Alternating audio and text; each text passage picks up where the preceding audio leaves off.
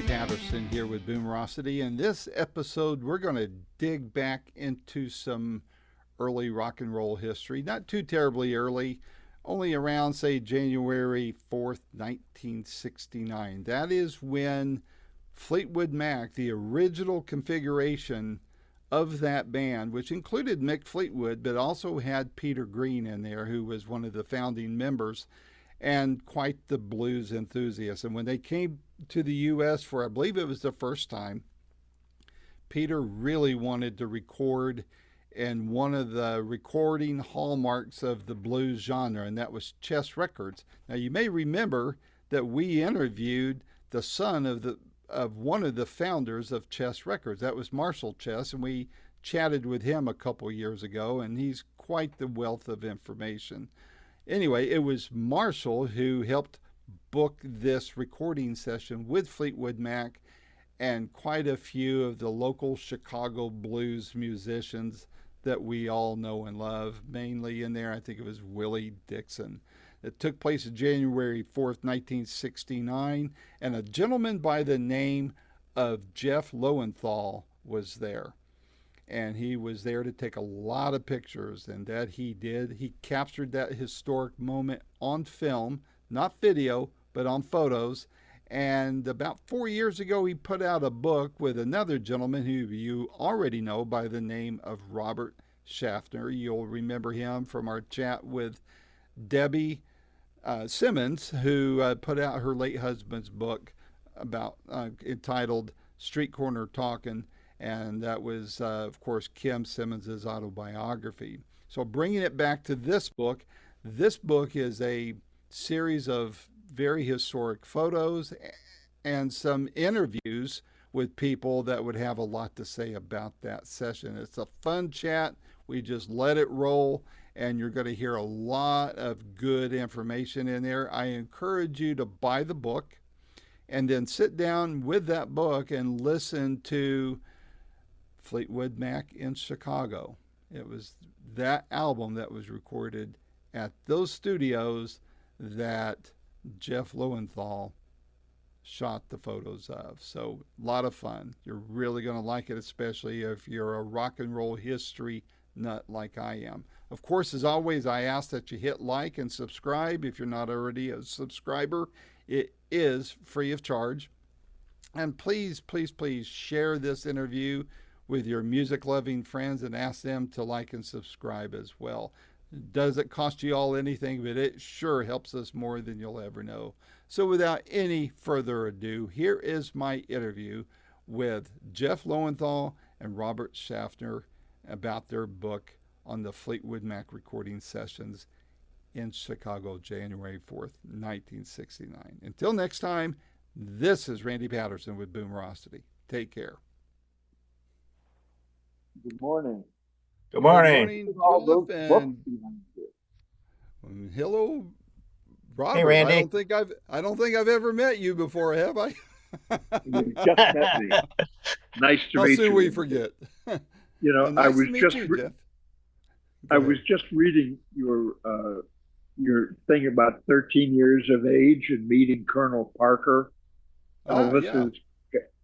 It's funny because one of the freelance jobs I did was to photograph Elvis toward the end of his life, and he was Really? at Notre Dame's auditorium, and this is for the National Enquirer. I'm ashamed to admit, and they gave us two pieces of information. One was the reporter said, if you get an interview with Elvis, and if you don't get the interview, don't come back.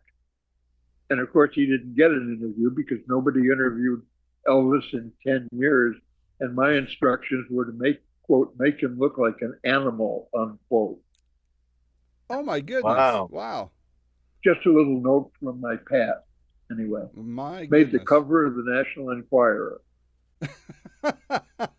Well, you know, thought Randy, Go I've ahead. known Jeff for 5 years now. We talk almost 3 times a week since every day since then. I've never heard that story. See, I I'm going just to get made a it lot of up. good stuff He out just of made it. it up. Oh, you made it up, huh? Oh, you had me Yeah, reeled well, in. So, Randy, Well, thank you for doing this. It's good to see you again. well, before we dig into this book, um, first of all, Jeff, tell viewers a little bit about yourself and what your history is, so that they may have some idea of why you and I and Bob are talking. And then you and Bob both, please tell the story of how you guys came across and how this book came together. Sure. Okay. Well, I could start out with those Holden Caulfield things. I was born many years ago, and around the age of 15, I became kind of enamored with photography, but I didn't really enter the field seriously until I was about 17 or 18. And I guess the first sale I ever did, first assignment, was when a family friend was a very famous author, Saul Bellow, who lived in Chicago at that time. And he called me and said, "I understand you're a photographer." And I said, "Well, I'm a beginning photographer." Hmm. And he said, "Everybody has been here to photograph me, and I don't like anything they've done. Do you want to give it a crack?" So I said, "Sure," because I had read a book he had written called The Adventures of Augie March. And it was one of my favorite books. And here's a chance to meet one of my favorite authors. And he said, "Just come by my apartment in Chicago." And I walked into this apartment, and he greeted me and he said, "Have you had breakfast?" And I said, "No." He said, "Okay, here's $5. Go across the street to the delicatessen and bring back some pastrami, and I'll make you a fried pastrami sandwich for breakfast." So I go over there, I bring the meat back, and he makes me this great sandwich, first fried pastrami sandwich I ever had. And I photographed him. I shot two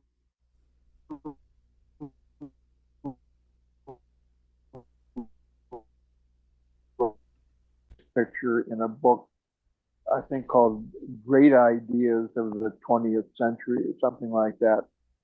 But then he completed Herzog, which was his big book. And they used my picture on the back cover. And the reviews were so good that they took the picture off and printed the reviews on the back cover. So that was my start in photography. And I've always been interested in photographing musicians, sometimes as a fan and sometimes for money. And so I was an amateur for a number of years. Then I was a freelancer, and I freelanced for a lot of publications, including Newsweek. And then I eventually joined Newsweek as a staff photographer. And I did that for 10 years and then went back to freelancing, and here we are today.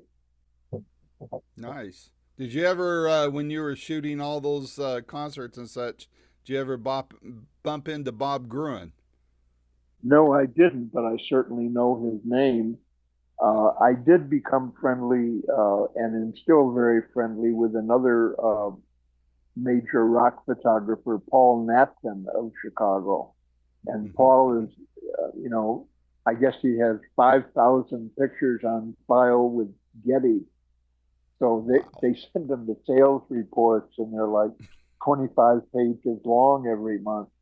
But he was just starting out in photography. I was a little more advanced in time than he was. But we became friends. He taught me how to print Cibachrome because he was working for one of the major laboratories in Chicago when we had photo laboratories. But so I've known him, and he was about the only person I knew personally and was really friendly with who photographed rock and other musicians. So, how did you two cross paths when it come to this great book that you guys put together? But do you want to tell him, or should I, or should we? Go ahead. I'll interject when you speak. Oh, Go ahead, Jeff. uh, basically, I'll start at the real beginning.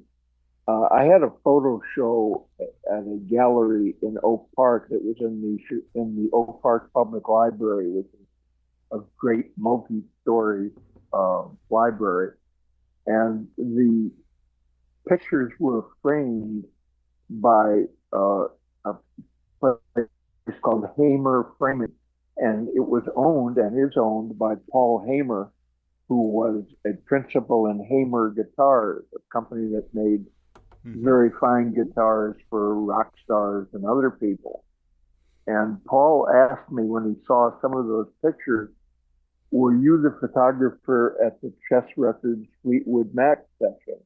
And I said, yes, I was. And he said that, there's a lot of interest in that session. And the session at that time was 50 years old or 51 years. And he said, there are a lot of people who are interested in that session. People who worked for me at Hamer Guitars are all fans of Peter Green and so forth. So we just agreed on that. And then sometime later, um, one of the guitarist with Fleetwood Mac came to Chicago, I mean to Oak Park. He was playing two gigs in America. One was in Madison, Wisconsin, and the other was in Berwyn, which is about, a mile and a half, 2 miles from my house. Okay, Thank you. I've got the email up and it shows me the link to Randy's meeting today, but that's okay. I remember what you both look like. So, okay.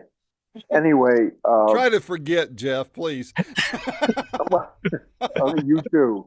Forget the message. You see Robert's background, which is all very neat with the hundreds and hundreds of records. And my background, I don't think you see my vinyl, but you see a lot of books, helter skelter on the shelves. Anyway, uh, who was the guitarist, Bob? Jeremy Spencer. Oh, right. And he said, Jeremy Spencer is coming to play these two gigs, and one of them is in Berwyn. Let's go see how he's playing today. So I agreed to do that.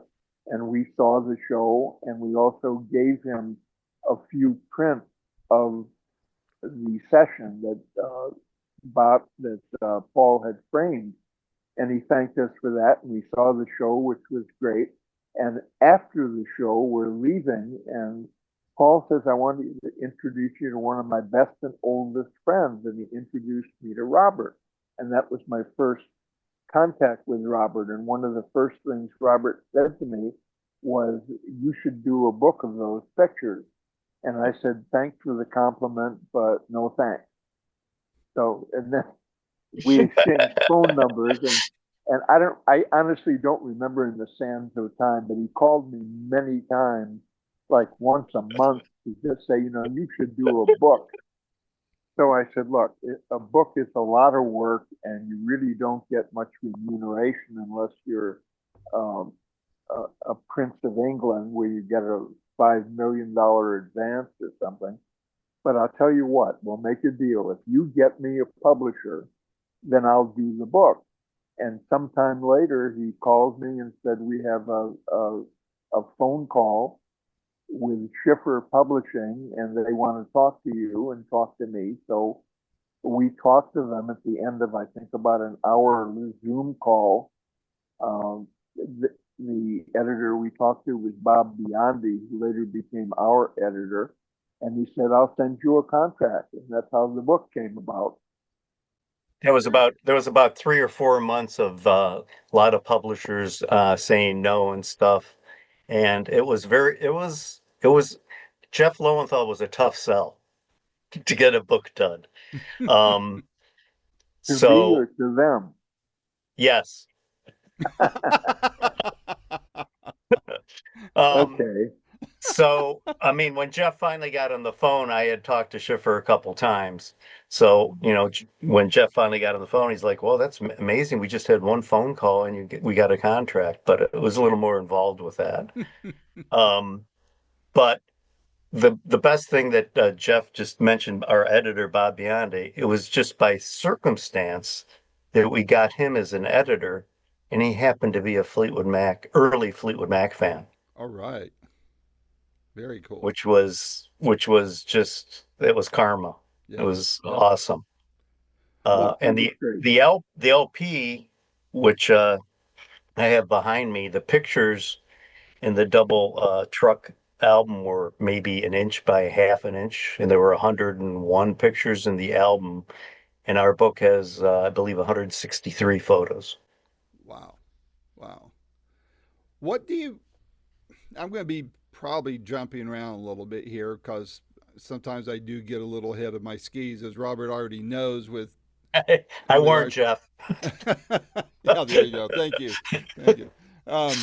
But what do you think it is about that particular session and that particular day that has garnered so much interest by, especially hardcore Fleetwood Mac fans, but even just generic.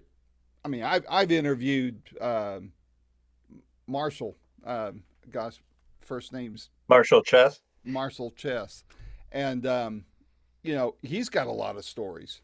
I mean, that Oh yeah. whole studio there. I mean, when I talked to him, I just pressed record and just kind of stood back, because Yeah, you just put a nickel in and let them go. that's right. And it goes from one thing to another. And I don't say that insulting. I No. mean, to sit there and be able to hear a legend talk like that is a privilege.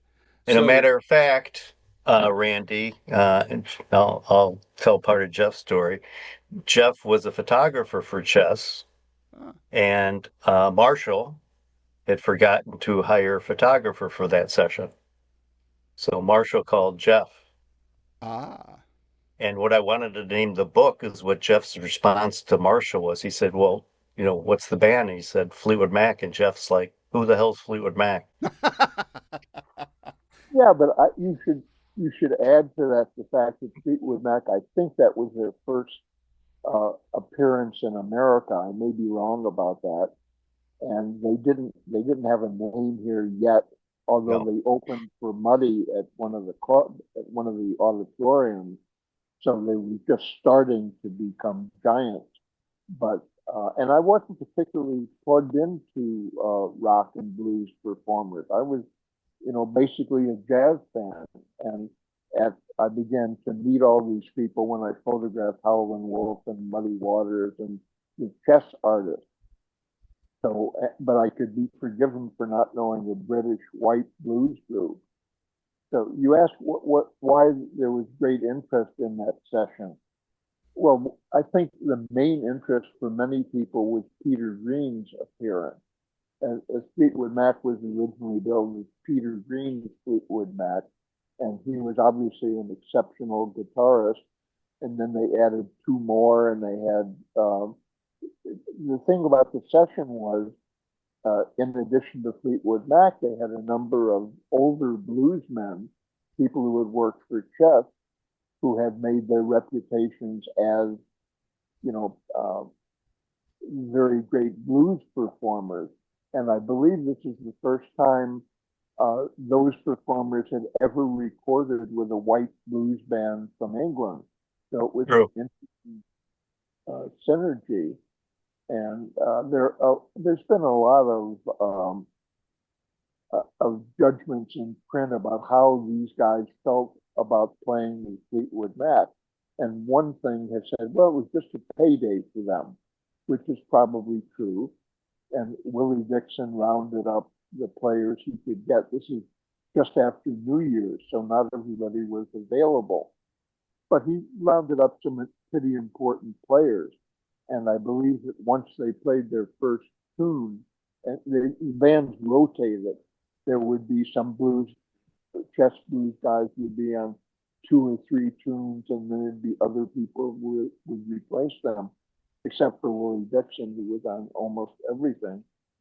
And I think they became very impressed with the quality of playing, and these weren't just kids, or they may have been kids in their 20s, but they were good players. mhm. So Yeah, that they were in their 20s with the exception of Danny Kerwin, who was 17. yeah. And What? So let's, for viewers, and I want you guys to be the experts here.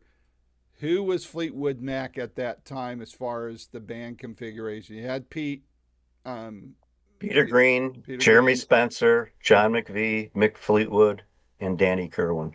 Okay, there you go. So it was three guitarists at that time. That was I think the first time, like Jeff said, that they were uh, in Chicago, and one of the things they wanted to do, or Peter wanted to do, was to try to get the chest sound. Now Marshall pays Jeff a huge compliment. Jeff is the perpetual fly on the wall. He's That's there to take pictures. I mean, if you look at the iconic picture of Peter Green that everybody has stolen, um, what are we, 5 feet from him, Jeff? Something like that. Pretty close though. With a wide angle. I used a 21 for that shot, I think. So I would have been, say, 2, 3 feet away. my Very goodness. close to the head end of the guitar. So paint a picture for us, if you can, here is what was happening in the blues world, and in maybe to a lesser extent in rock music in January of 1969 when this session was taking place. Well, Robert will be your guy for that. That's the, Fire off, Robert. Well, I think it's, like I said, Peter wanted to get to show his prowess. Um, One of the stories that I can say, and as far as music goes, I mean, that was the era of Cream and Hendrix and the Rolling Stones and the Beatles, last couple albums. But it has to be said that in England, prior to this session, Albatross was out, and that was the number one hit song, instrumental in England. Um, and that was the first song Danny Kerwin ever recorded in his life, and it Gosh. went to number one. Jeremy Spencer's not even on that song. Um, what's amazing about this album, Randy, just to talk about the Fleetwood Mac and Chicago album, it's 17 songs in one session, no overdubs. Whoa. That just doesn't happen anymore. Right. I mean, I just saw an interview with Tom Petty, and he said that they did 196 takes of American Girl. Boy, I wonder if anybody stole those outtakes, creating So, bootlegs. I mean, you think about it. I mean, and that from a musician's perspective, which I was at the time, or anybody was, Paul Hamer too. You could put on the album and listen to the producers and the musicians talk back, and it was like when you're a teenager, it was like you were in the studio, because at that time most people probably, even if you were a work musician, you may never see the inside of a studio. Yeah. Yeah. So that was really cool. And I will tell one secret that Jeff always gets mad at me about, but I'll tell you anyway. The second track on side one is called Ooh Baby. But in between track one and track two, you hear Peter talk to Mike Vernon, the producer, saying, "Is he coming back in to take photos?" And they're talking about Peter, they're talking about Jeff. How cool. Because Peter and Jeff can say this about a lot of the photography photos he takes. Musicians don't like a brightly lit studio, so Peter wanted you know, the stuff to be turned off. Mm-hmm. Mm-hmm. Um, so Jeff is on the record. I find stuff like that fun, though. I mean, you may not have gotten credited on that album for that, being talked about in there, but that's little stuff like that I think is cool and interesting. And yeah, I'm just one of those weird nerds. I love the backstories of music and the business side of things as well. But I mean, how cool is that you're mentioned in a Fleetwood Mac record? I mean, It I'll is sign up cool. for that. Yeah. And how this started for me, aside from meeting Jeff, and I got the idea from a book, is actually I was going to write Peter Green a letter, because I had met Bruce Thomas through through one of Jeff's pictures of Peter Green. And Bruce Thomas doesn't think he's the best guitarist. He thinks he's the best musician. So he's very enamored with Peter, as I am. So my son suggested, well, why don't you write Peter a letter now? Because I had his address at the time. And just write him a letter how you met Bruce Thomas. Nothing about music. And I thought, well, that's a great idea. And then he passed away. Wow. So I never got the opportunity. So that's when I started bugging Jeff. So as far as the session itself goes, I know, Peter wanted to get the chest sound. Do you happen to know what transpired between Fleetwood Mac and Marshall Chess, or Marshall's dad and uncle, probably at that time? I don't know who was actually, spearheading this whole particular project. Marshall was starting to take control of the company. As I think he said, he was the youngest record executive. I don't know how, maybe 20 or 21. I don't remember. He talks about that in the various interviews. He probably mentioned that in the one that you have. And where I'm going with this. Okay, Marshall Chess. Wait, what was the question? Well, basically, how did this session get put together? Okay. Was there a lot of backstory to it? I think it was basically he knew the producer of the section, Michael Vernon, and Michael Vernon, people in the band wanted to record at Chess because they thought of this magic sound of the studio. And actually, that was true. If you're talking about that magic sound, you're really talking about the original Chess studio, and that it existed, but they moved to a multi-story building a block or two away, and where the Fleetwood Mac section took was their major studio of three in a new building that was completely outfitted.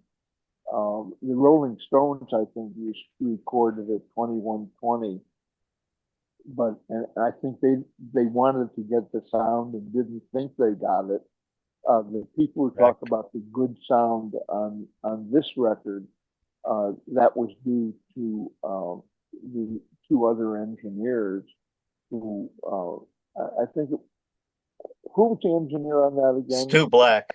Yeah, Stu Black. There was a chief engineer, but I don't think he was there for that session. Well, the point I was trying to get to was it was strictly a thing where they came to Marshall Chess and said, we'd like to record at Chess, and Chess for, the studio hourly rate. Well, sure, said, come on in. And then they talked to Willie Dixon, who was a major Chess performer, and they got him to round up the musicians because he knew everybody and he knew who was available. So it was just a money thing, although Marshall was at the session and some other Chess people because they just wanted to see the band. Well, like Marshall looked very natty in a suit and tie, and most everybody else is just, yeah. And talking to Mike Vernon, who did our forward, rest in peace, he kept saying, all I remember, it was effing cold. Yeah, I think it was when he wrote the introduction, which is quite extensive, around 1,500 words. He mentioned it was very cold in Chicago, and I went back, and you can find historically all that information. And I think on the day or two of the session, it was like 3 degrees or something. So people from the UK found it to be very cold. Yeah. And after the session, Peter wanted to go to a blues club on the south side of Chicago, and John McVie was very upset because he thought Peter was going to get rolled. And he went down there with Willie Dixon and I think one other person. And I don't know the name of the club, but here's this white guy among all these black people and black musicians, blues players, and they were, kind of looking at him kind of funny until he got on stage and plugged in, and then afterwards, it was like, and if you read Mick Fleetwood's book or Dinky Dawson's book, they said that was the happiest Peter ever was because he proved himself. Yeah, yeah. The Or as credibility. BB King said, BB King said, I mean, King of Blues, right? He's the only guy that makes me sweat. Man, man. It's quite a tribute.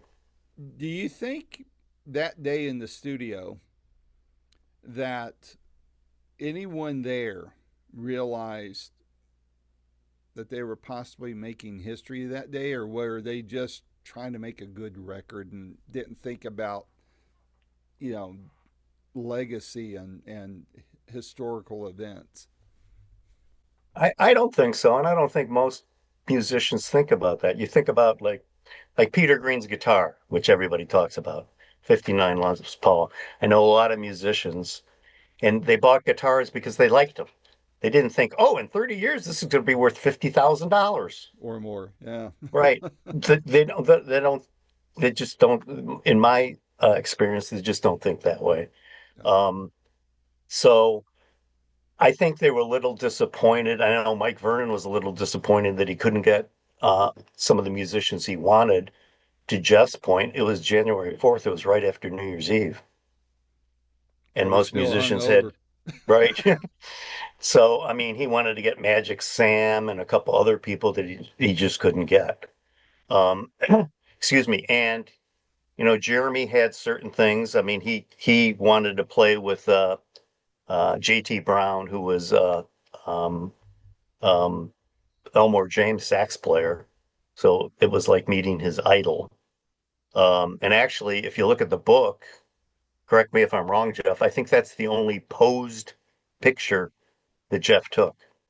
Yeah, because Jeremy wanted me to do that. There's one where they're shaking hands, and another one, I think they have their arms around one another. They were very good friends, and it was a very big moment for this particular British blues player to play with this guy.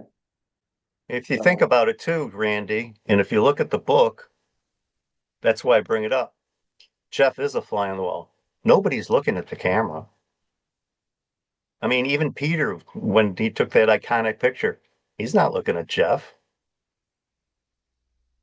which is, amazing. Usually you see pictures, I mean, everybody's posing.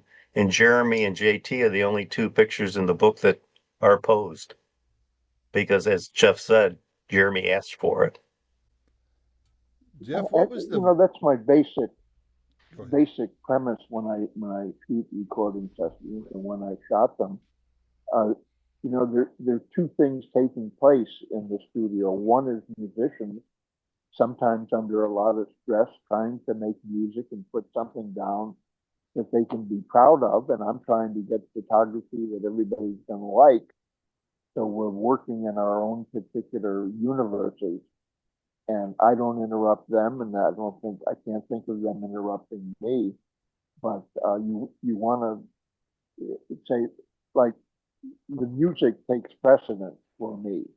And if it's a question between getting a particular picture or maybe laying back while they're doing a particular track, I'll lay back because, you don't want to interrupt the session. Marshall made some remark to that in the live interview he did for us, where he said a lot of people would come in and just screw up a session, and I didn't do that. So he was happy to work with me. Unfortunately, I said he was essentially running the company, or close to that. And right around that time, his uncle and father sold the company. Mm-hmm. So he was the youngest record executive, and then they sold the company out from under him, and he was supposed to. Hold on a minute. Just a second, okay? Okay, no problem. No problem. What do you think what do you remember what the vibe was like that day in the studio and this, amongst Fleetwood Mac, amongst the guys that were, playing along with them, the local guys, amongst them and then between the two groups? That's hard for me to say. People ask me for anecdotes about the session, and you're kind of asking me in that vein. And I was pretty much taken up in doing my thing, and they did their thing. So I didn't really observe too many. I read stuff about the session. There's a man named Richard Orlando who's written 3 books about Peter Green's recorded history. And he's got all kinds of anecdotes from the session, things I never heard of. He's talked to some of the performers and gotten those. Like there's one where Willie Dixon was talking to the Fleetwood Mac bass player, and he was having some trouble with the tune. And it's alleged in this book that Willie Dixon told him, "If you can't play it, I will." So there might be a little bit of stress there, but otherwise, I didn't see any. I think the fact that they did so many tunes in a relatively limited space of time means there wasn't too much talking going on, I don't think. Yeah, Mike Vernon said that, I mean, Peter had a couple songs that he wanted to do. There was a section with Jeremy that he wanted to do, a couple songs with Danny. Um, but what Michael also said is you go through the record, Peter was very restrained until you get to Sugar Mama, which is like one of the last 3 songs on the album or so. And he said Peter just got frustrated and he just really let loose. And boy, can you tell. People always talk about the guitar, and I have to bring it up. They were playing through Fender amps that Chess provided. They played through Orange, later in life. I know 3 people who played that guitar. None of them sound like Peter Green. Gary Moore owned that guitar. He didn't sound like Peter Green. So, yes, it's the guitar that he inverted the pickup. And basically, he just took that pickup, turned it around. Yeah. But he had a couple guitarists have told me, if you listen to Peter Green, he plays all of a sudden really soft. It's almost like an acoustic guitar, and he's playing an electric. Then all of a sudden, he just jumps up to 110 dB. Mm-hmm. And as a guitarist, that's really hard to do. Yeah. Really hard to do. And probably at the time, Jeff, you probably weren't thinking necessarily because you were relatively new to the genre, more of a jazz man, as you said. But for both of you, what, in your opinion, either at the time or since you've had time to look back, what do you think made Peter Green such an extraordinary guitarist? I can't tell you, frankly. I mean, I'm no expert on rock or blues guitar. I certainly knew he was a fine player, but I really wasn't observing. I was listening, obviously, but I was into my own thing. I shot much more on that session than I normally did. I do 3 or 4 rolls on a normal chess session with, Muddy or people like that, and I shot I think 10 rolls of black and white and 2 or 3 rolls of color, partially because the personnel was changing. They'd have, one set of people play 2 or 3 tunes, and then some of the guys would rotate out. So you had to have everybody wanted to be well covered on that. So I'm glad I did because you got more pictures to show people and more pictures to put in the book. I think I can answer your question in a couple ways, Randy. There's an interview with Ainsley Dunbar, very famous drummer with John Mayall and Frank Zappa, and you name a guitarist that he hasn't played with. It'd be pretty difficult. The story that he told me, and partially it's in the book, that he got a call and his wife picked up the call from John Mayall, and this is back in like 67. And his wife thought John Mayall was a country western singer. So he goes, well, I'm not going down to see those guys. He goes, well, John wants you to maybe join the band. That's when Green had replaced Clapton. So Ainsley went down to the session. He said, as soon as Peter Green plugged in, he said, and I'm going to swear. You can, he's going to say, he said, I got to play with that motherfucker. One of the ways Ainsley describes Peter, he said he played with him, I think, 6 to 9 months. They did the same sets. Said he never did the same lead. One of the things Ainsley said, which I think sums up a lot of guitarists' feelings about Peter Green to your question, is, I know people that saw him in their heyday and would talk to him after the gig because he was very welcoming. Hey, how did you play blah, blah, blah? And he goes, I don't know. I don't even remember what I played because he played what he felt. Right.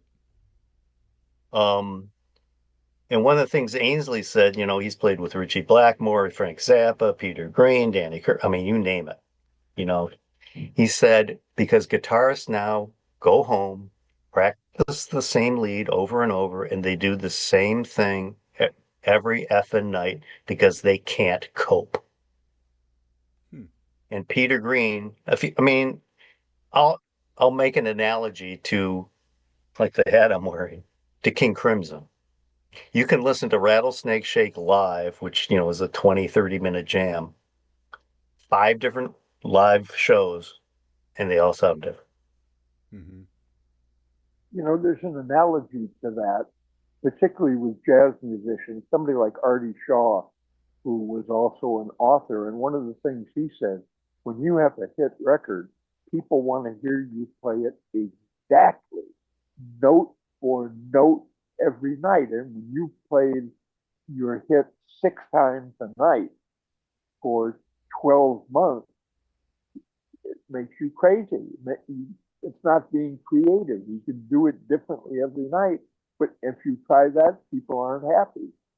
And I can see that could happen with a rock group. If you have a particular thing that sets the record and people can sing along with it or play along with it or whatever, and they want to hear it that way. Like they may not want to hear new material. They want to hear what they're used to in the records that they've bought. And I'm sure it's a problem for all kinds of performers. Well, Peter Frampton, I just interviewed Rob Arthur for the Peter Frampton documentary that's going to be coming out for everybody to see besides these limited premieres. But I got to watch the thing. They sent me a stream link, and Peter says in there, he goes, I don't play the same solo the same way twice. And, as a fan, I'm not a musician, but, I played a lot of air guitar to Do You Feel Like We Do, and that solo there, and both solos. And I would imagine that there are a lot of fans that when they go to see a Peter Frampton or anybody else, a Fleetwood Mac, they want to feel what everybody in that original recording felt when that solo was being played. And so when that doesn't happen, I would imagine they feel robbed. Now that's for the people with a very limited perspective on how Correct, music right. should be. But for me, I love going. I prefer to hear something different. My take on it is, if they're just going to play it the same way all the time, I've got the record. I didn't need to buy a ticket unless I just want to look at a body here. So everybody's got their own take on it. But we've mentioned some different artists. People often compare Clapton with Jeff Beck and Jimmy Page. And of course, Peter's in that mix, Peter Green. In your guys' opinion, where do you think Peter fits in among those guys? Well, I'm biased, I guess, but I think I asked Mike Vernon that, off the record type thing. It's like Clapton Green. And I think he described it the best way, and I'll paraphrase. He said, Clapton technically more prowess than Peter Green or Mick Taylor or whatever. But he said Peter was the whole enchilada. I mean, he played guitar, he composed, he was a good singer, played harmonica. Clapton didn't do any of those things. But one of the things he said to me on a Zoom call, I said, the difference between Clapton and Green, he said, Clapton didn't have what Green had, and he went like this to his heart. Hmm. Interesting. Because when See, a I lot of interviewed, people would think Clapton has that, but they're not thinking about Green, right? So, right. Well, you think about Green played, I mean, he played guitar with Mayo. If you take Mayo and Fleetwood Mac, he played guitar for like 4 years. Then he dropped out yeah, because he thought, musicians should make that money. He wanted to give his money to charity. Of course, then he was also diagnosed as a paranoid schizophrenic. yeah. Um, but that's a hard question to answer, Randy, too, because like, why do you like Buddy Guy over BB King? Yeah. I mean, it's a feeling, um, Personal taste. Yeah. personal taste. But Peter Green to me is an unsung hero to your point because people and like Mick Taylor, people like when the Rolling Stones finally got a good guitarist, I thought great, and then they mixed him down in the mix. So Yeah. good to hear him. Yeah. Yeah. Um, so and Peter was the hero of a lot of people, like Kim Simmons, Mm-hmm. um, and a lot of other guitarists, Joe Bonamassa, Kenny Wayne Shepherd, all those guys. So and overseas, Peter Green is very well known. Yeah. I mean, people here think Santana wrote Black Magic Woman, and I know I did in the beginning. Yeah. yeah, I mean, and you know, I can describe it another way. The guitarist from Chicken Shack, Stan Webb, said he had met Peter Green and Clapton together, and that's when Clapton was in Cream. He said Clapton, and again, I'm paraphrasing. He said Clapton was wearing some sort of tapestry. He said Peter came up to him in a t-shirt and blue jeans, and Clapton's response was, "You'll never be a rock star dressed like that." And Peter laughed and walked away. And to add to that, the picture that Jeff took, the color picture, the beautiful picture with the sunburst, the Peter standing by himself, which is on the page of Bruce Thomas's information. Bruce Thomas played with Peter 1 year later with the guy from Camel, the keyboardist, Peter Barnes. And Bruce said he was wearing the exact same thing. He might not have changed. I don't know. He might not have. So, out of this, with this project, and I realize you both will have, well, I want to ask a technical question, a business question for Jeff here. Back in those days, you didn't have the digital cameras like we have now, where we can actually, they have to program in the sound of a camera clicking and, film advancing and all that. Back then, it was the real thing. Click, you know, the flash may or may not make a noise. You had to manually advance the film, or maybe, I don't know if the auto forward was on the cameras then or not. My point is, cameras weren't exactly quiet back then. While you were, as far as I'm not a photographer, so correct me if I'm wrong on that, but how did you approach photographing those sessions? And you said Marshall said you were a fly on the wall. How did you keep your fly quiet? That sounded a little weird. How did you do that in the park in the public restroom? No, just kidding. But but I mean, how did you maintain that silence in there so that Well, to the begin tape with, wasn't picking up your camera? for most of the test sessions, I used Leica, which were exceedingly quiet.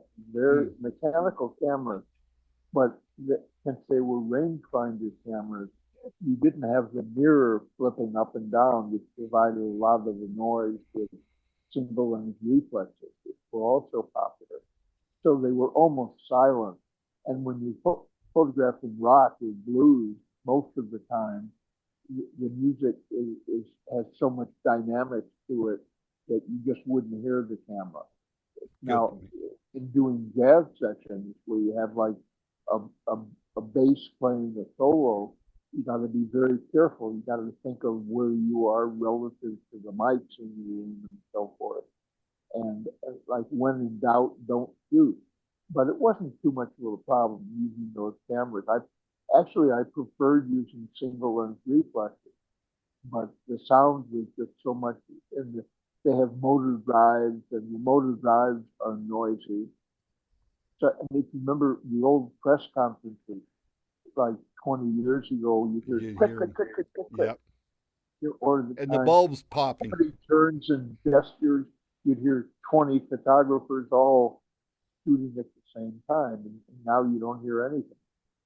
Well, you also had to use a light meter, right, Jeff? Well, I mean, the lighting was pretty much fixed at best. Now, if Peter Green wanted the lights turned down, then I'd have a different situation, make another reading and so forth. But the lighting was not ideal for color.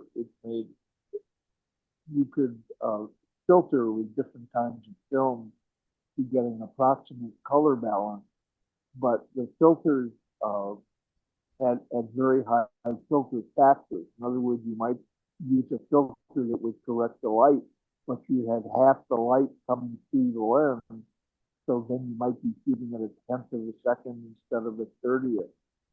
And so it wasn't practical to use those filters in places like this, which were lit by fluorescent light, which were not ideal for photography. So it always bugged me that some other versions of the two albums came out as single albums, and they used four color images, different color images on the cover of each, and it didn't appear to me they made much of an effort to color correct them, which is easy today with Photoshop and so forth. So when you see those pictures in the book, they look much better than anything they used on the album, because either they didn't have the ability to fix them, or they didn't want to spend the time or the money to do that. I see. Yeah, we had all Jeff's negatives laser scanned for the book. Because if you look at the book, I mean, I'm biased, I guess, but they don't look 55 years old. No, they don't. They really don't. And that's a tribute to the photographer. Yep. Well, maybe. Well, also, some of the people now those pictures were high-end drum scan, it's called, for that book, which is a pretty expensive process, but it was the highest possible quality you could get on those negatives. Now today that they don't do drum scans, they do photographic scans. And for this next book we're working on, we have 82 images photographed from the negative by a man who makes some great digital prints for me, because it's just too hard to do 82 images or 81 images. Yeah, Jeff's got another book coming out in January called Listening with My Lens, which has got a list of jazz guys as long as your arm. I mean, I'll read off some of them. Leonard Bernstein, Gene Krupa, Roy Eldridge, Duke Ellington, Leonard Bernstein, Lenny Bruce, who Jeff gets mad, but he hung out with him for, a few weeks. Mort Saul, the comedian, because those guys played the same clubs these jazz guys did. Who else am I missing? I'm missing a lot of guys. Dizzy Gillespie. I want to correct you in just one way. When you say I hung out with Lenny Bruce, I didn't hang out with Lenny. I mean, I was. Get closer to your microphone, Jeff. Okay, get close to the mic. Yeah, okay. You're muffled. I knew Lenny Bruce, but he's not something. He wouldn't come to Chicago and say, "Let's go have a drink." He wasn't that kind of a. Well, I want to be frank, because I have friends. My late college roommate passed away a couple of years ago, and he told me, I remember when you introduced me to Lenny Bruce, and I do not remember that. Now it's 50 years ago, so maybe I could have forgotten, but I don't remember doing that. I don't think I had that kind of relationship with Lenny Bruce or some other performers. Other mostly jazz performers, I did know a few very well, and some came out to our house for dinner, that kind of thing. But Lenny Bruce was not one of those people.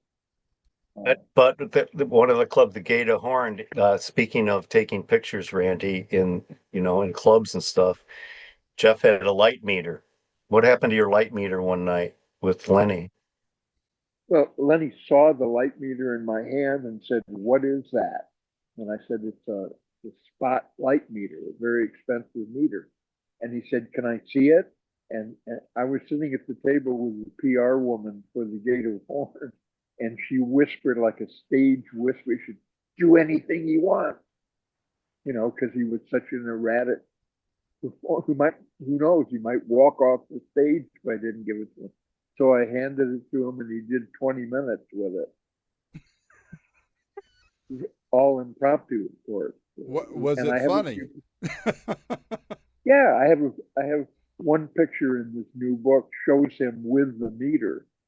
Oh, The cool. Gate of Horn was a very tough place to shoot, so the pictures technically are not great, but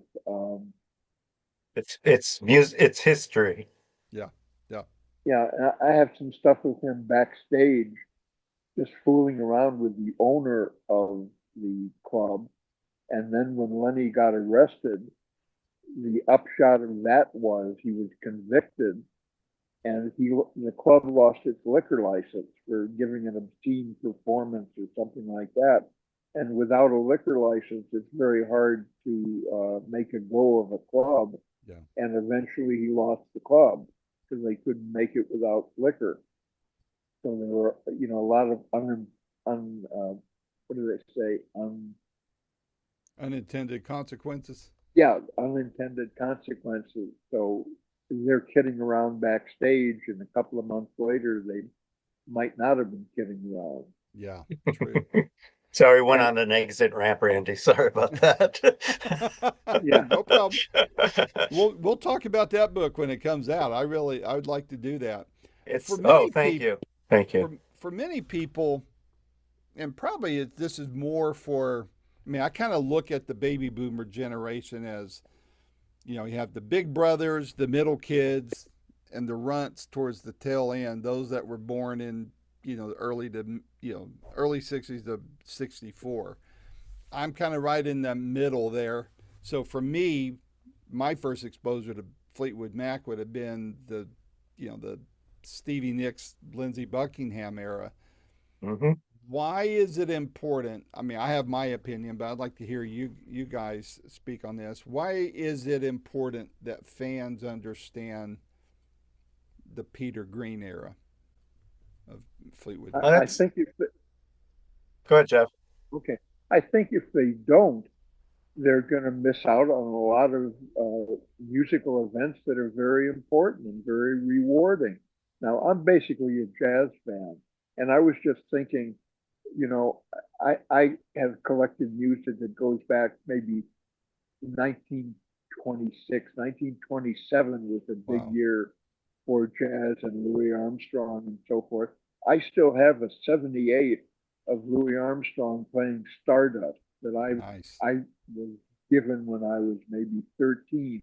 And that became a very important record. And by the way, speaking about performers playing tunes differently, for many years I looked for the alternate of Stardust, which Columbia had also recorded.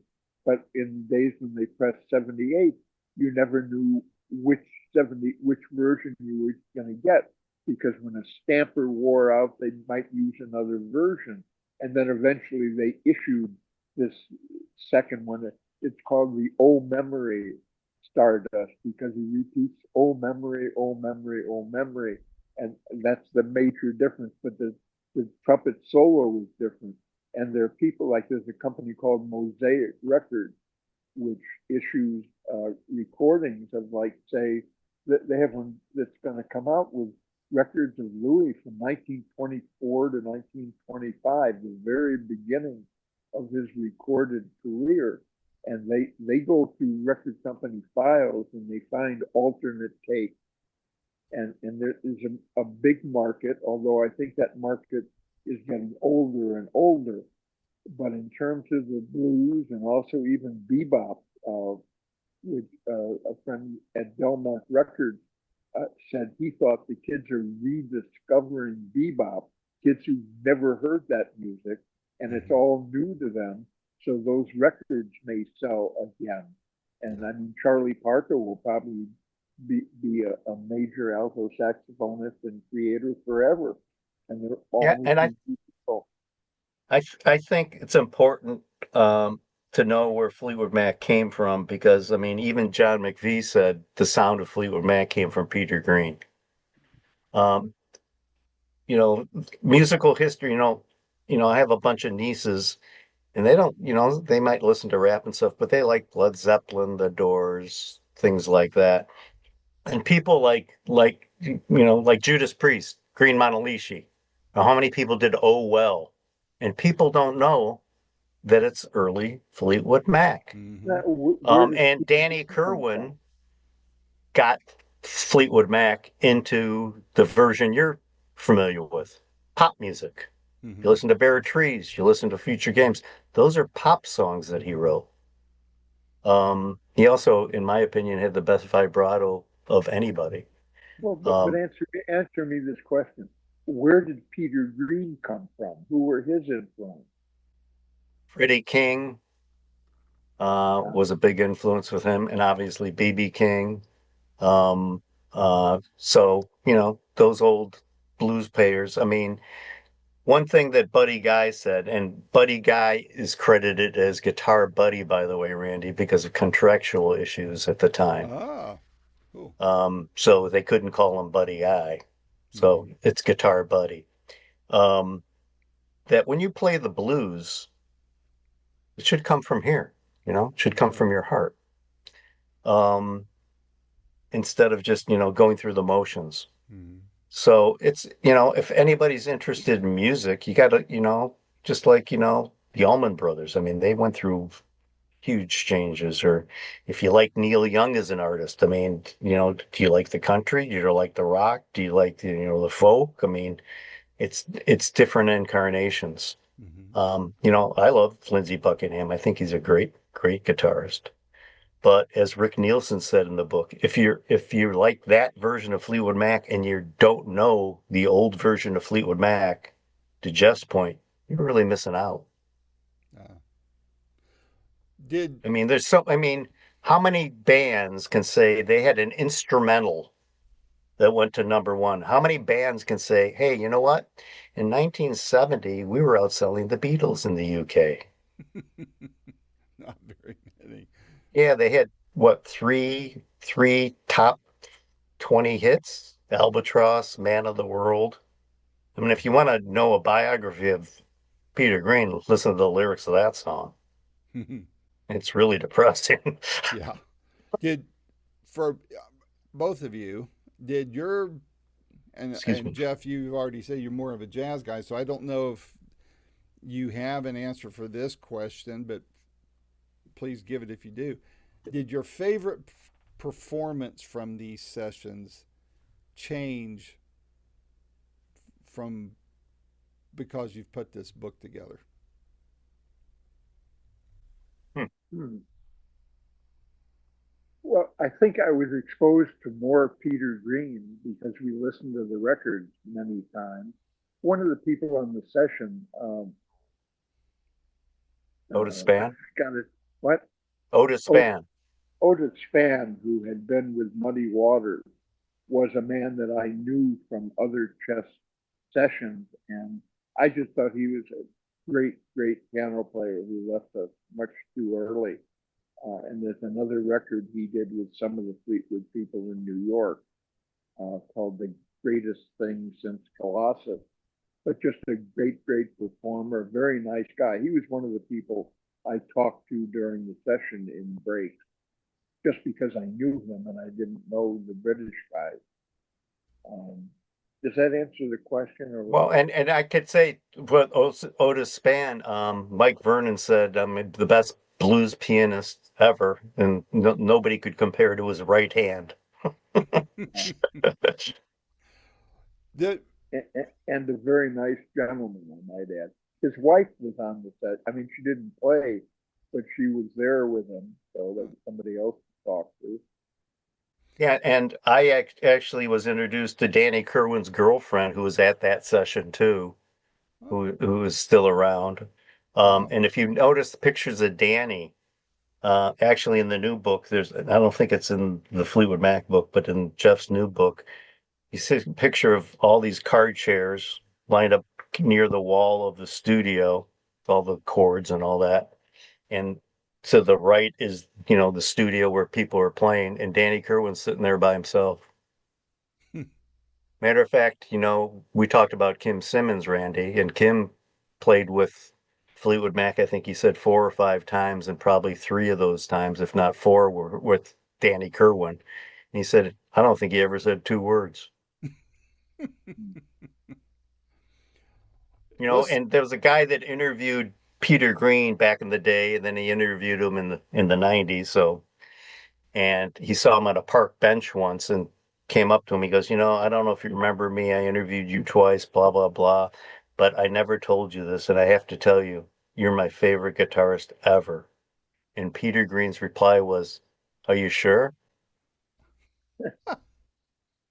but here's the thing. I think artists are so used that because when you said that, when I was face to face to Joe Bonamassa after my first interview with him, it was in Knoxville. Went up to the meet and greet that they let me in on, and I said, "Joe, you're on my short list of top favorite blues artists." Mm-hmm. And he goes, "You're just saying that." And my data at the time goes, "Oh no, he means it." He goes, "All right, who else have you interviewed?" And I said, "Johnny Winter, Walter Trout, you know, for a couple." And he just looked at me and goes, "Okay." Like that, but I'm sure these guys get, smoke and sunshine blown at different parts of their body over time. And I notice I'm freezing up here, but hopefully you can hear me. I can hear Um, you. okay. But Matter of fact, Walter Trout, not to excuse me, but Walter Trout and I watched the video. I don't know if you've seen it of Danny Kerwin and Peter Green playing uh, unplugged in an apartment. Some French cameraman took it, and you see Danny walking down the street, and they're playing Strats. And Peter goes, "Let's play that one song," and it's One Sunny Day. And I was on the phone with Walter at that time, and Kerwin goes up to the second to the top fret and vibratos it. And Walter's like, "You can't effing do that. He's not even plugged in." And if you look at that video, I mean, Kerwin looks like he was just out of high school. Well, I he mean, was, wasn't he's a kid. Yep. I mean, he played a Watkins guitar, which was probably, $100 guitar when he first started. Well, hey, Matter of fact, Richard Orlando, who Jeff talked about, which you might want to interview him, took him 15 years to write that 3-volume book. wow. Um, and it's everything that he's ever recorded live or otherwise. It's extremely comprehensive. It's amazing. Matter of fact, he's starting to write a book on Danny, Oh, cool. which is pretty hard So because he was kind of when people watch this interview, I'm going to say, "Hey, all right, gang, take this book. First of all, buy the book and sit down with it and listen to Fleetwood Mac in Chicago while you have the book in your hand. What should they look for in the book, and what should they listen for simultaneously?" Jeff. Robert? um, I think that's exactly what you should do. And I've had people that said that they have done exactly that. Um, if you let your imagination run, because you can see these pictures and you can imagine where they were at the session with the photos. interspersed with the interviews that I've done and stuff. Um, and if you look at the pictures, like for instance, you look at John McVie, which Jeff talked about. You look at his bass; it's beat to shit. It's probably a year old Fender bass. Or his face. I mean, he looks pretty sad. But you look at Peter, just looking at J.T. Brown or Shaky Horton, um, and the wonder. And you also look at how young they were comparatively to the black blues players. Yeah. Um, and it's the reason I did this and have done other books, as you know, is because we're losing all these people. And these stories have to be told. I mean, I'm so proud to be part and lucky to have met Jeff. And the one thing that I have to say too, that the book is still selling, which is unbelievable. Please review us on Amazon. And as you know, Randy, because I sent you, we're in the presidential Obama library now. Yeah. And That's it's cool. not, and it's front facing when you walk into the library. I'd like to give Jeff credit for that, but I'd be lying. But that was pretty cool. I like that. I'm gonna have to use that sometime with somebody. I like to give you credit, but I can't. I'd be lying. So, Go ahead, feel free. what for both of you? What was the most surprising discovery you made while putting this book together? Was there, in other words, were there any surprises at all as you were doing Well, this? for me, the surprises were finding another 60 pictures that weren't in the book or weren't in the album cover. I mean, and Wow. seeing, because everybody that had the album did this, Yeah. Yeah. because you couldn't see them. Yeah. So if you had the album, now you can actually see the pictures. And if you buy the album, it's been remastered. You can still buy it, streaming or cassette, or excuse me, CD or otherwise. And there's not too many albums you can actually say, I'm going to open the book and watch and look at these pictures while I'm listening to what they did while this book took place. Yeah. Yeah. Yeah, I think that is, considering the age of the session, that's as close as you're ever going to get to feeling the session and seeing what went on and hearing what went on. Now, you can have those Beatles things with 5 shows on Disney in the making of an album and then with video, and it's great, but that's with today's technology.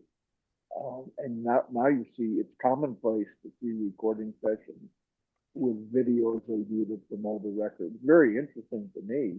Hmm. Also, you look at the microphones but you do know that that must modify what goes on because obviously people are aware there's a video being made, but Yeah. it's still very entertaining and a very nice thing.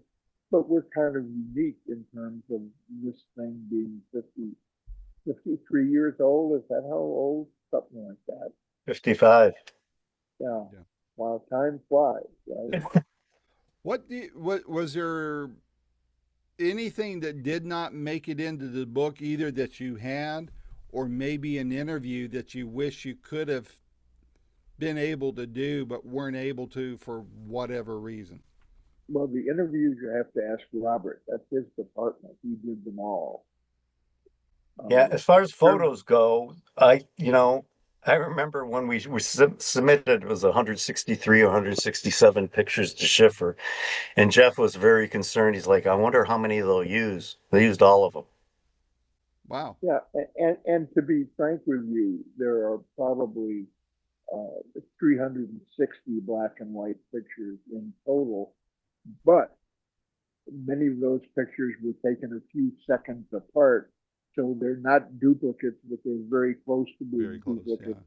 And you wouldn't produce all 2 or 3 of them in a book, Right. but there are more pictures. That, in fact, we use 4 rolls as proof sheets for the frontispiece page.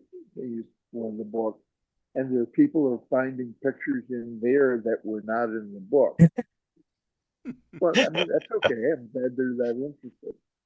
Um, Yeah, so the fact that all those pictures and more are in the book, plus you can see them.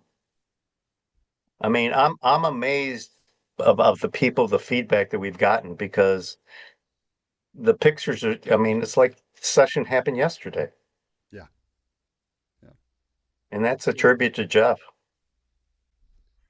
What if readers can take away just one thing after they finish this book? What do you hope it is?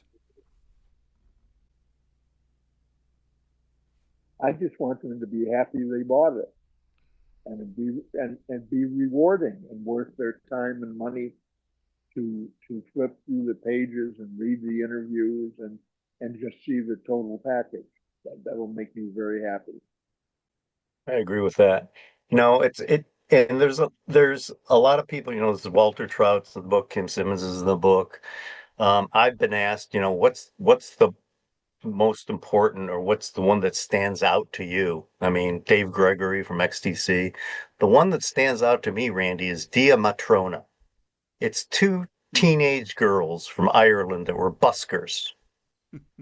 They did a version of Oh Well on the streets of Ireland, and they had now well over 1 million views. And I contacted those girls at the time they were 20 and 23, and they're huge fans of Peter Green and Danny Kerwin. That's 4 generations removed. Yep. That's amazing. Yeah, it is. Well, I think that's what I hope happens with all these catalogs being bought out by big money, and I hope that that's one of the good things that happens from all this. Yeah, whoever owns it's going to have to make money in order to be able to make their money back because they're paying such ungodly amounts. But I hope that they hold true to the original sounds, the authenticity of it all, and you know, if AI is used at all, I hope it's only into restoring something that might have been lost instead of creating something that was never there to begin with. Right. That I type agree of with thing. that. Yeah, But yeah. but Actually, Gentle Giant just Derek Shulman, who was the singer and A&R guy. I interviewed him. Yeah. Yeah, great. Discovered Bon Jovi. They just did AI because they lost the tapes to In a Glass House, and they used AI to isolate every instrument on the record to remaster it. I think that's acceptable. I mean, I'm Yeah, glad that it's pretty that's cool. yeah, yeah. It's like what they did with John Lennon's vocals. I mean, I don't know that they're Beatles songs, but what they did with his vocals is amazing. Yeah. Yeah, I kind of straddle the fence on AI. I'm starting to use it a lot for graphics and such because I'm a one man band here, and I can't afford a graphic artist or a lot of that kind of stuff. But what's mine is mine, and I don't create something with AI unless it's obvious that it's not me creating it, that kind of thing. But I still take utmost pride in my work, and I know musicians do too, and they don't want something taking over, that they And with they that, with that in mind too, if you flip open the book, there's an address if you want a picture from the actual negative of the book, you can order one to oh, Jeff. cool. Now, where should they go to be able to It's do right. that? Yeah, Because if I'm you sure look in the there's going to be book, people it's that do it. well, go ahead, Jeff. It's in Uh, the it, it's print PRINTCOLLECTOR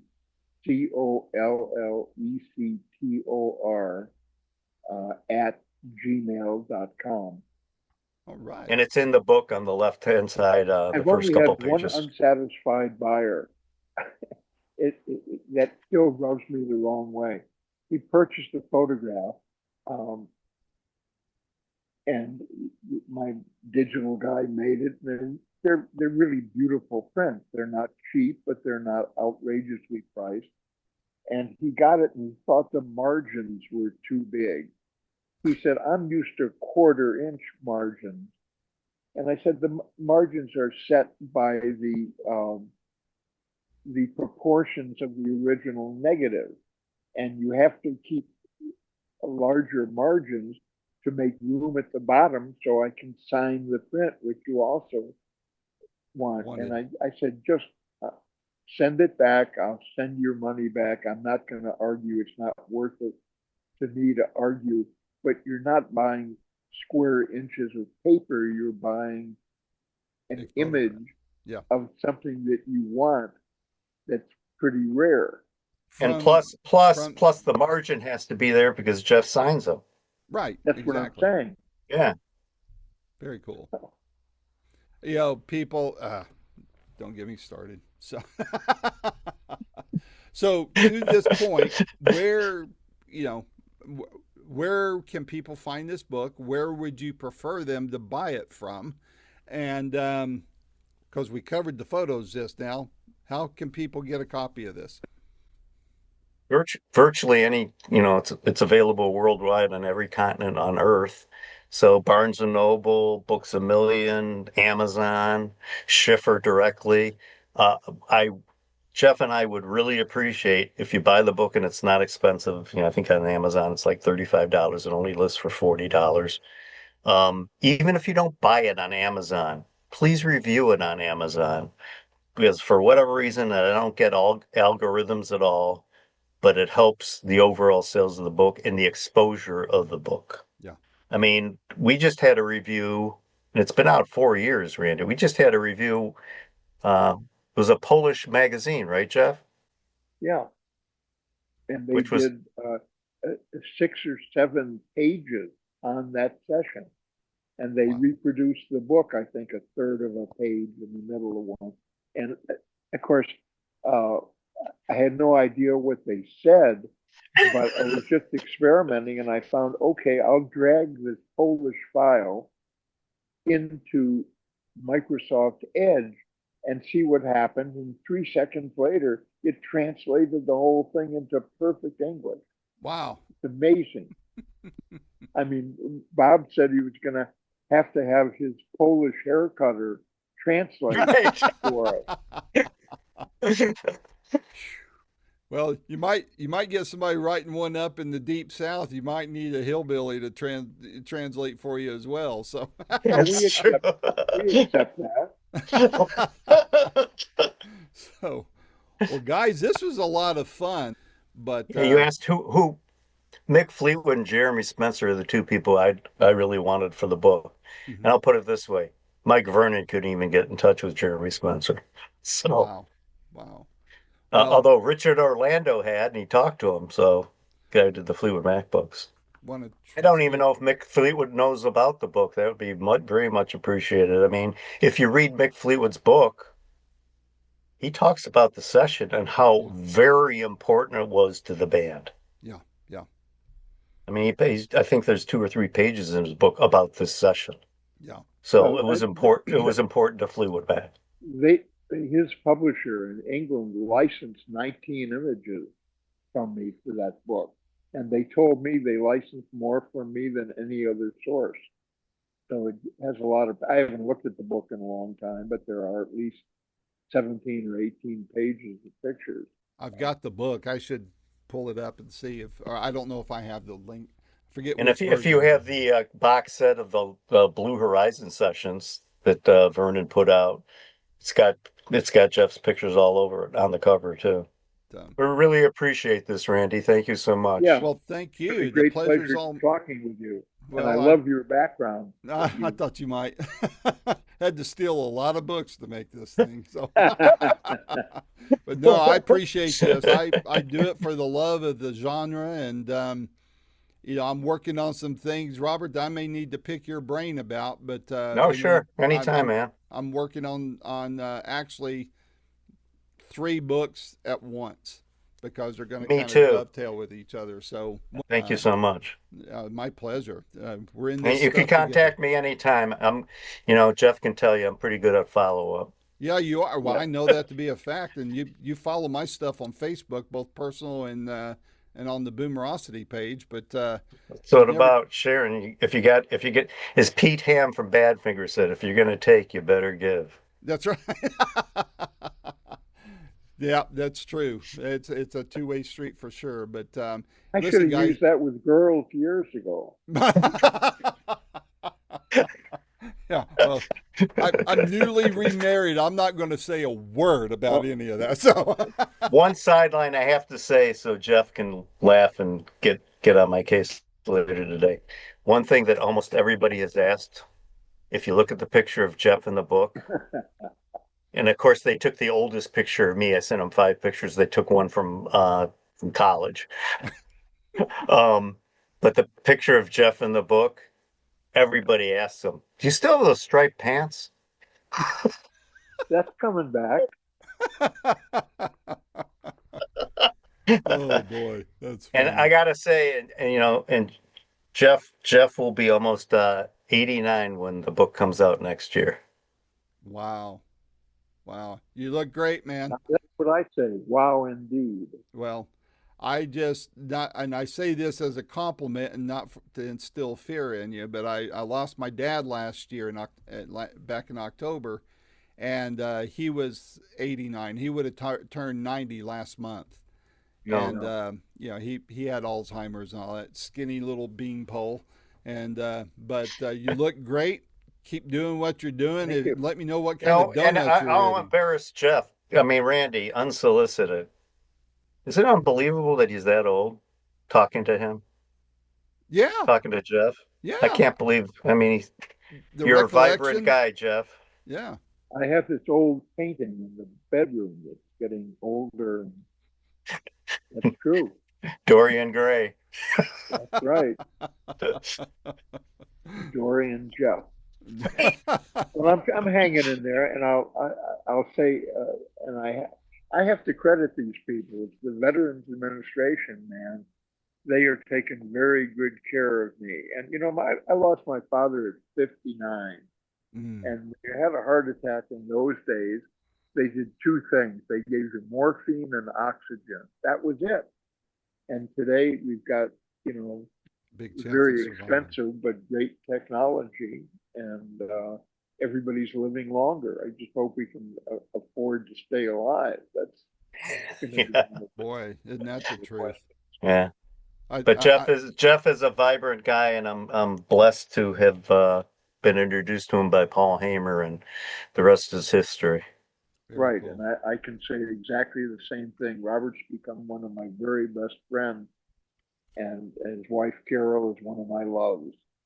So, We won't go and there, you know, Jeff. oh, let's talk about the pool balls, okay? Because Yeah, that fits with almost everything we've talked about today. I think your life is analogous to shooting pool, which I don't do. I've did it a few times. When you break the balls, they go in all different directions, and possibly, unless you are a very skilled pool player, you don't know where they're going to go and you have no control over it. So the fact that Paul Hamer would ask me, were you the photographer at this session? And that would develop into Jeremy playing a session a mile or two from my house and our going to that session and Paul introducing me to Robert. If it had been 2 minutes, if Robert left 2 minutes earlier, I never would have been introduced to him, and he never would have been able to say you should do a book, and there never would have been a book because I those negatives would stay in my files, Hmm. you know, and the whole thing goes over and over and over again, and it's all these little things that might or might not have happened, and we're lucky that they did happen. Even the people you meet in your life, when I met my wife and all those other people that you I mean I met my and I met my later girlfriend. I was a guest lecturer in a photography course, and she was a student in the course, and it just happened to be that night. And if I had talked to that class or another class, we never would have met, for example. So It's just Serendipity. over and over and over again. Yeah. Timing's Happy everything. to do. Yep. Good thing I used to be a drummer. Well, I think it'd be better to be a musician, but it's a joke. Yeah. It's like the old joke that what's the difference between pizza and a musician is that a pizza can feed a family of 4. So, Oh, that's a good one. I like that. I'm stealing that one. There's I a heard it guy. from somewhere else. Yeah. Well, it's just like our friend Michael Freeman, who's a blues producer. He's done, I think, 76 albums or something, and he's Wow. part of the Grammy board. And I'm like, you know what? You go to the Grammys, I bet you 60% of those people don't even know how to play a musical instrument. Probably not. Probably not. There's a woman named Carol Kay. I don't know if you know that Yeah, name. the bass player, from the Wrecking Right. Crew. Yeah. And she was one of the very few women who played in those studio things. And she said many of the albums that were made by those groups, the people in the groups never were in the studio. The entire Yep. thing is Yep. studio musicians. And you think, boy, those guys were great players. Well, it wasn't those guys. It was Carole King and the Wrecking Crew and all those other people. Did you see that documentary on the Wrecking Crew? Yes. Yes. Tremendous. Yeah. Yeah. I talked to the guy. His name slips my mind right now. I actually ran into him 13, 14 years drummer, ago. He's the son of one of the guys in the Wrecking Crew. And I talked to him briefly in Dallas when I was still living there, and I had just barely launched Boomerocity. But he and I talked a little bit, and he goes, "Let me tell you something," because he was trying to raise money to get that video released. He said, "Let me tell you my problem." He goes, "I put this all together with music and everything, not even thinking that I needed, to pay a fee and the licenses and all that." And he goes, "I reached out to a lot of people to, cut me some slack on this, that, and the other." He goes, "I was going to have to raise $1 million Holy cow. to pay the fees for all these songs." And so I don't know where, at that point, I got to see a screening of it there when he was there. And I talked to him afterwards. And that's when he said that. So I don't recall what all was shown there versus, I've got the DVD now, and the various platforms are streaming it, or one of them is.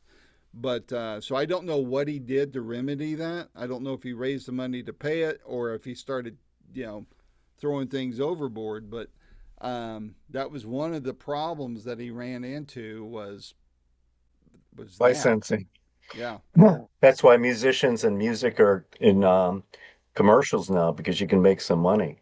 Yeah. I mean, Bruce Thomas was in front of Congress, and this is probably 20 years ago. And actually, speaking of Peter Frampton, he asked, the song Show Me the Way? It's one of the best-selling live albums of all times. Yeah. And I'll make up the numbers. Like, okay, he had 4.5 million streams. How much money did he make? Pardon me. People would say $75,000, $110,000. Yeah, $1,400. Yep. Yeah. Because whether you're Bono or Randy, you make 0.001 cent. Yep. So you stream one song 5,000 times. That's the equivalent if you just bought the CD. Yeah. Well, I wonder about the, where they're going to go with this, because, that's not a sustainable business model for musicians. Nope. And nope. So sad. And we sure don't want AI creating. Freeze up again. Yeah, I'm sorry about that, but anyway, well, guys, okay. This is a lot Not of your fun. fault. And please, let's all stay in touch. Thank you, Jeff. If you're on Facebook, let's connect there too, and we'll stay in touch today. When we get I'll accept you. Okay, thank you. You may regret friending me, but I'll accept you. So, I don't get political. I don't get nasty on there and stuff. I either try to make people laugh. I really like to tell them about Boomerocity and anything related to that. And then that's pretty much it, man. I'll leave the politics and all that junk to everybody else. Sure, I have my views, but I'm not going to talk to people in your extended family. Pardon me? Yeah. you still talk to all the people in your extended family? Oh yeah, I do. Because I ignore what they say. So Uh-oh. That's a very good quality. Yeah. You have to teach me that. well, I didn't say it was easy. I just do, because and my political leanings have evolved over the last several years because I've come to the conclusion that both parties have screwed America. And so I don't think we really know what really is going on. I mean, I'm not a conspiracy theorist or anything like that, but how could we possibly know what's really going on? I just think that I don't know. We may think that ignorance is bliss at some point. I don't know, but I prefer at my age. I want to extend love and grace and friendliness, and because nothing I do is going to change anybody's mind, nor is it going to change anything in Washington. I'll vote my conscience, Yep. but let's talk music and our Oh, culture that's and what. censorship coming in. Do what? What did he say? What you, I said that was censorship coming in. where you Big froze up, brother. Randy. Oh yeah. Oh, they're out to get me. So it's like the old saying: just because you're paranoid doesn't mean they're not out to get you. So, but, That's Just remember, your friends stab you in the front. yeah. And smile while they do it. So, Yeah, there you go. well, I'll let you guys know when this posts, and then in the meantime, if you are ever working on things that that you think that our viewers might be interested in, let's get one of these together and we'll make it happen. We'll do it, Randy. Thank you so much. All right, Thank you, you. and we'll talk to you guys soon. Okay. All right. Thanks. okay. Bye. Bye-bye. Bye. This has been another fun-filled episode of Boomerocity with your host and producer, Randy Patterson. The theme song for Boomerocity is Roll the Dice and is recorded and used by permission from Quentin Hope. Quentin is spelled Quinten, and Hope is Hop as in Paul, E. And you can find out more about Quentin Hope and his music at quintenhope.com. Post-production is done by Cardinal Sins Productions. The Boomerocity name, logo, and content is copyright protected. Segments may only be used with written permission by Boomerocity and or its assignees. Inquiries should be directed to input@boomerocity.com. Copyright 2026.